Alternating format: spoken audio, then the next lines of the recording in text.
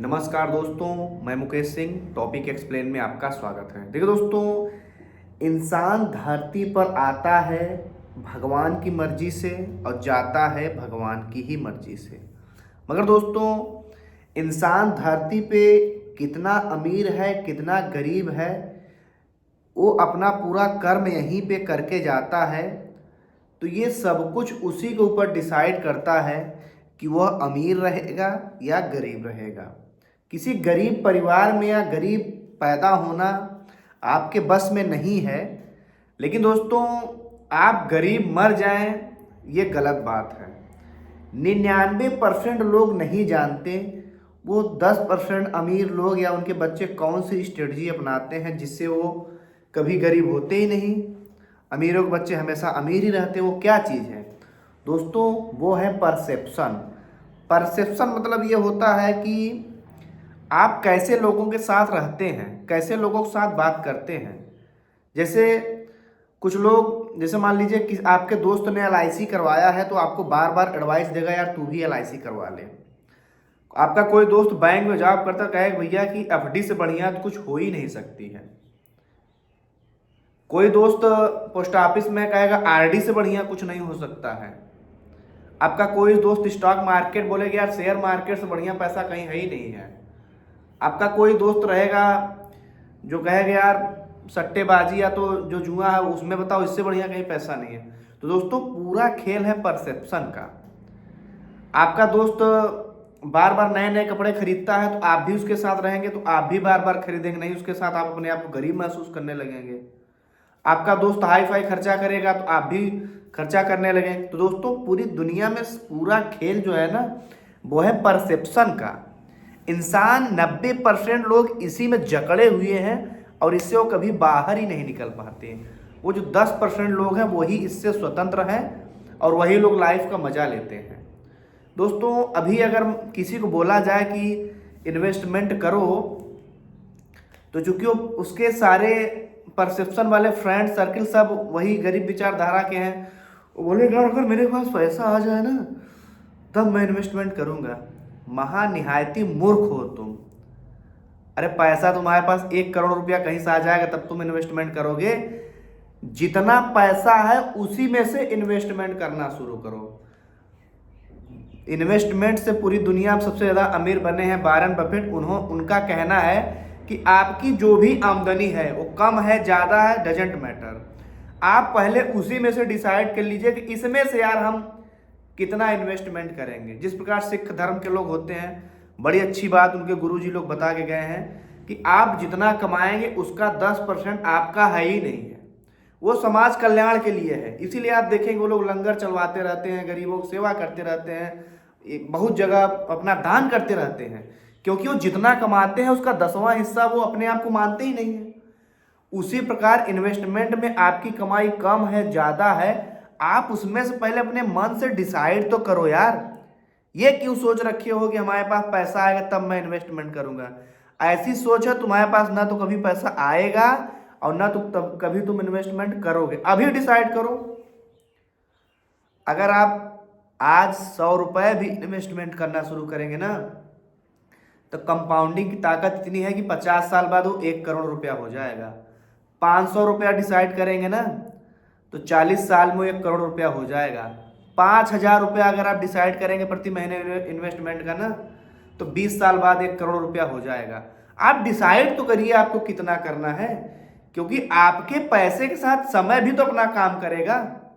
Compounding भी नाम की कोई चीज होती है, वो भी तो आपके अपने पैसे को कैलकुलेट करेगी। तो ये चीज ये 90% लोग समझते ही नहीं है। बस वही खेल है परसेप्शन का, संगति का। जैसी संगत वैसी रंगत। अक्सर आप देखेंगे अमीरों के दोस्त अक्सर अमीरों वही वाले होते हैं, सेम वाले दोस्त होते हैं, कभी नहीं होंगे, क्योंकि आप जैसे मिलेंगे वैसी एनर्जी खींचने लगेंगी। तो आप अपनी सोच बदलिए ना, आप नया रास्ता पकड़िए ना। कभी FD करने जाओ तो सोचो यार ऐसा कुछ और भी है जहां पे हमें FD से ज़्यादा रिटर्न मिल सकता है। सोचते ही नहीं है। LIC करने जाओ सोचो तो कि यार LIC से बढ़िया कुछ हो सकता है। PPF करो सोचो इससे बढ़िया कुछ हो सकता है। जब सोचोगे तब ना लाइफ में आगे बढ़ोगे, तब ना आपका परसेप्शन चेंज होगा। आपको सोचना ही नहीं, आपके दोस्त ने बोल दिया एफडी करा लो, एफडी कर दिया, एलआईसी करा लो, एलआईसी करा दिया, और आरडी कर दो, आरडी करा दिया, पीपीएम में डाल दो, पीपीएम हो गया। अपना दिमाग लगाना ही नहीं है। अपना दिमाग लगाते हो 10%, 90% लोग तो परसेप्शन आधारित है। मेरे दोस्त ने घड़ी लिया, अब मैं भी लूंगा घड़ी। मेरे दोस्त ने कार लिया, अब मैं भी लूंगा। अरे भैया, उसने कैसे लिया, उधार लिया, क्या किया, इसको सोचे ना। बराबरी चक्कर में क्यों अपनी लंका लगवा ले रहे हो? परसेप्शन को बदलो। सारा खेल दोस्तों परसेप्शन का है। आज से अगर आप इस चीज को मानेंगे तो आपका अमीर बनना तय है। आप अगर आपके आसपास कोई बढ़िया स्टॉक मार्केट वाला है तो आप उससे आइडिया ले लीजिए, या तो किसी स्टॉक से भी रजिस्टर्ड है उनसे एडवाइस ले लीजिए। आपके पैसे को इतना बढ़िया जगह इन्वेस्टमेंट करा देंगे, आप 20 से 22% का उससे ज़्यादा रिटर्न मिल जाएगा।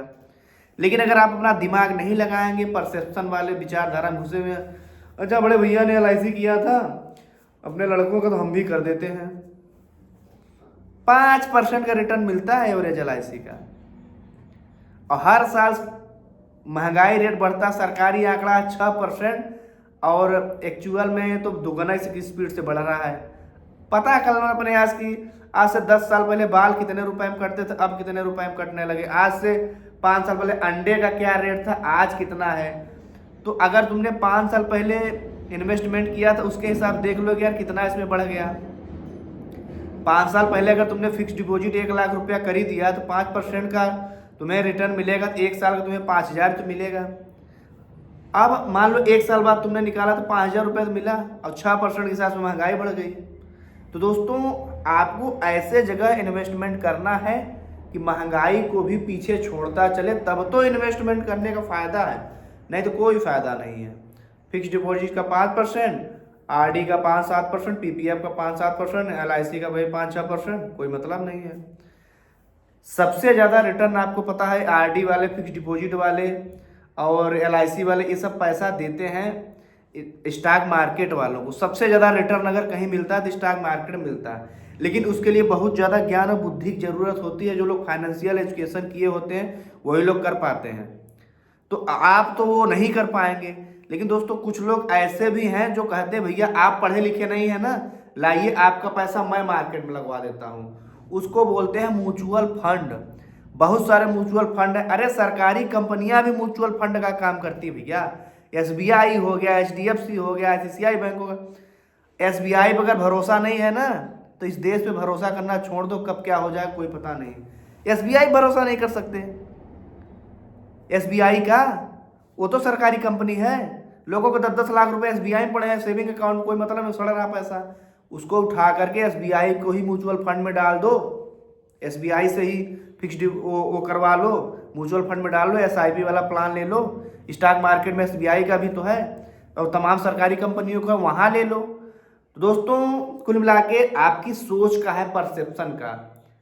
आप अगर 10 साल पहले एफडी कर देंगे 10 लाख का, 10 साल बाद आपको कोई अगर दोस्त बोलेगा कि यार तुम यहाँ बेवकूफ़ से कर दिए, उसी समय अगर तुम यहाँ स्टॉक मार्केट में लगाए होते या तो म्यूचुअल फंड में लगाए होते तो आज इसका 10 गुना बढ़ गया होगा, तब तुम बड़ा पछताओगे यार। तो यार उस समय हमको किसी ने बताया नहीं। तो परसेप्शन बदलो भैया, परसेप्शन बदलो और लाइफ में आगे बढ़ो। अगर लाइफ में आगे बढ़ना, तरक्की करना है तो आपको इन्वेस्टमेंट शुरू करना पड़ेगा, क्योंकि 100 रुपया इन्वेस्टमेंट करने वाला भी करोड़पति बनेगा, 500 वाला भी बनेगा, 5,000 वाला भी बनेगा, तो बनेंगे सब। लेकिन आपको परसेप्शन चेंज करना है। आपकी कमाई कम है तो कम इन्वेस्टमेंट शुरू करो, ज़्यादा है तो ज़्यादा शुरू करो।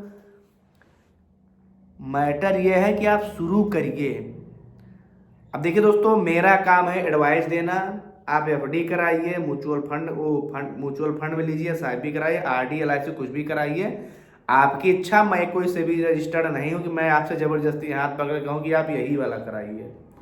हमारा काम है फाइनेंशियल एजुकेशन देना कि यहाँ ऐसे भी रिटर्न मिलते हैं।